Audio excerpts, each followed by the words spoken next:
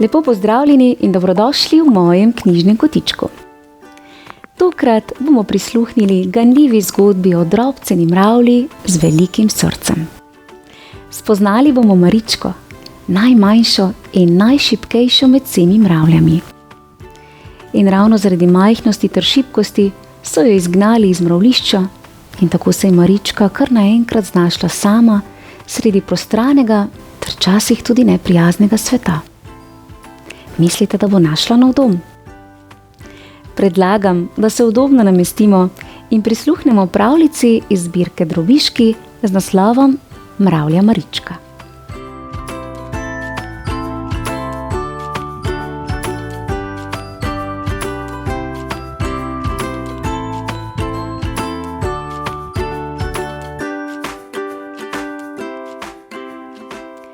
Nekoč je bil grad, prelep mravljinčji grad. V njem je živela kraljica in mnogo mravelj. Najmanjša med delavkami je bila Marička. Vsako jutro se je s sestrami odpravila iskat hrano. Toda vse, kar je našla, je bilo pretežko ali pa preveliko za njeno drobno telesce.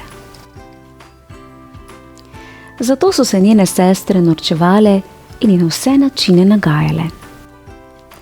Največkrat je bila zadnja, ko se je zvečer s prav majhnim tovorom in ukrivljenim hrbtom vračala v grad.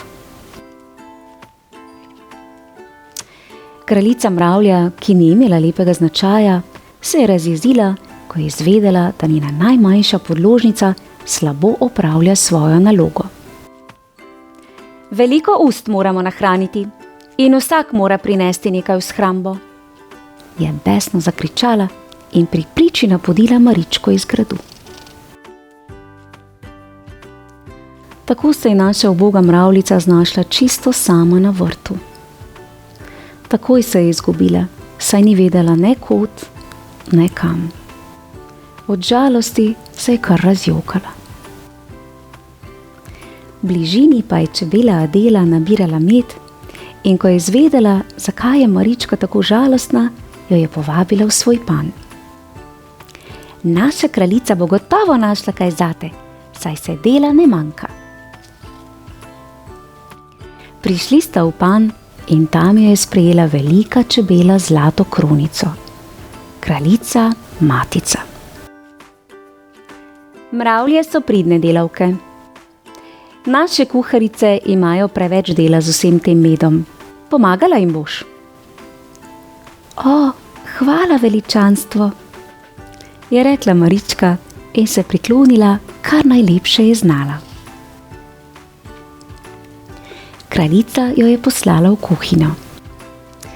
Tam je bilo treba od jutra do večera trdo delati, vstajati pred zoro in polniti lonce z medom. Radovedna Marička je vtaknila prst v dragoceno tekočino, da bi jo poskusila. Zgodilo se je, kar se je moralo zgoditi. Prevrnila je lonec z matičnim mlečkom. Ko je kraljica izvedela za to, se je ujezila in izgnala mravljico še vso lepljivo iz gradu. Tako se je Marička znova znašla čisto sama. Pa ne za dolgo, kajti mimo je priletel čmovelj. Ker je njegov kralj ravno iskal nevesto, je Brundek odpeljal Maričko v njegov grad, da bi videl, če je mogoče ona prava. Stopila sta v mračen in umazan brlog. Komaj jo je kralj zagledal, je zaprhutal s krili in zaklical: Hočeš postati kraljica, mravljica? Ne, hvala lepa. Kraljica pri tako grdem kralju pa Marička že ni marala biti. Zbežala je, kar so jo nesle nožice. Stekla se je skrit v rožni popek. Nenadoma je zaslišala droben glasek. Kako dolg čas mi je vedno zaprti sami vase. Ostani pri meni, mala mravljica, lepo te prosim. Imela bom družbo. Marički je bilo prav in vrtnica se je razcvetela in prelepo zadišala.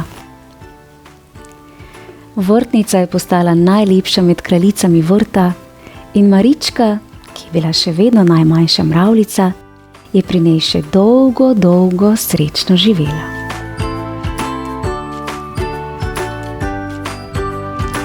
Bravo, Marička, za pogum ter vztrajnost. Tudi tvoja neomajna volja ter moč sta ti pomagale najti najnežnejše zavetje, polno miru, topline ter ljubezni. Čudovita pravljica. V mojem knjižnem kotičku pa lahko prisluhnete še eni zabavni pravljici iz zbirke Drobižki z naslovom Uš uli. Prijazno vabljeni k poslušanju. Lepo se imejte, bodite nežni ter prijazni. Pošiljam vam pravličen pozdravček v družbi mravlje Maričke. Čau, čau. Bravo, res slušna pravljica.